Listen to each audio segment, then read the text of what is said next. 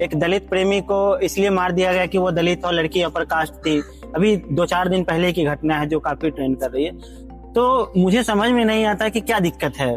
जब दो लोग तैयार हैं, शादी के लिए तैयार हैं, तो समाज की इसमें उनके घर की रोजी रोटी वो खा रहे हैं या उनके घर से पैसे चुरा के ला रहे हैं, वो अपना जीवन जीना चाह रहे हैं, तो फिर आप होते कौन है उसमें ताकाझाकी करने वाले, इस तरह से हस्तक्षेप करने वाले?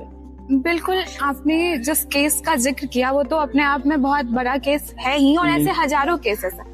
लेकिन आदित्य, आपने जो इस केस का जिक्र जो किया है, ये कुछ महीने पहले की बात है, जिसमें लड़की अपर कास्ट से थी और लड़का जो था वो दलित से। लेकिन अगर आप अभी के दो दिन पहले वाले केस का जिक्र कर रहे हैं, आंचल और सक्षम का, तो अगर आप इसमें गहराई में जाएंगे तो आपको पता चलेगा कि लड़की एसटी समुदाय से थी और लड़का एसटी समुदाय से था। आपको कितना सही लगता है कि जब हम जातिगत भेदभाव को सिर्फ अपर कास्ट से रिलेट करते हैं, क्योंकि जब हम ग्राउंड रियलिटी में जाए तो हम देखते हैं कि हर जाति अपने नीचे एक जाति ढूंढती है और उसे दबाने की उतनी ही कोशिश करती है जितना एक अपर कास्ट इंसान एक दलित को दबाने की कोशिश करता है। ये जो आपने कहा ना, हजारी प्रसाद द्विवेदी का एक कोट है कि हर जाति जो है अपने से नीचे एक जाति खोज लेती है।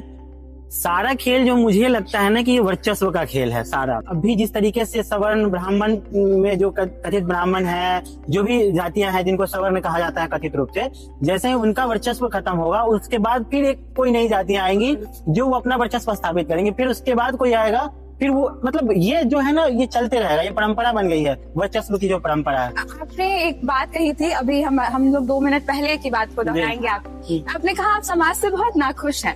तो और अभी का हमारा बात ऐसा हो रहा है कि हम देख पा रहे हैं कि ये जो वर्चस्व की कहानी है, ये हमेशा अपने आप को दोहराती रहती है, भले किरदार बदल जाता है। तो आपको क्या लगता है कि कब हम समाज को एक अच्छा समाज, कहने लायक समाज बना पाएंगे? मुझे लगता है कि मैं कई बार सोचता हूँ कि ये जाति भेद खत्म हो जाएगा तो चीजें सही हो जाएंगी।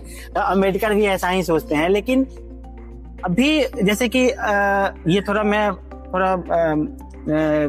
प्रॉब्लमैटिक हो जाएगा, लेकिन मैं बोल रहा हूँ कि जैसे कि आप देखेंगे कि जो दलित पिछड़े हैं, तो वो जिस तरीके से खुद को अवेयर कर रहे हैं, आगे आ रहे हैं, तो वो बाकी जो सवर्ण है उसके प्रति एक अलग तरह का आक्रोश लेके आ रहे हैं। बिल्कुल। जबकि उनको ये समझना चाहिए, ठीक है आपके साथ एक समय में इस तरह का अन्याय हो रहा था, अत्याचार हो रहा था, ठीक बात है, लेकिन ये उनके पूर्वजों की गलती थी, तो ये गलती आप मत दोहराइए। अगर आप स्टेबल हो जा रहे हैं, आप अगर एक सक्षम बन पा रहे हैं, तो इसका ये मतलब नहीं कि चलो हम बदला ले लेंगे। आपको ये समझना चाहिए कि जिस पीड़ा से आप गुजर चुके हैं, उस पीड़ा को समूल रूप से खत्म करने का एक तरीका या उपाय ढूंढना होगा।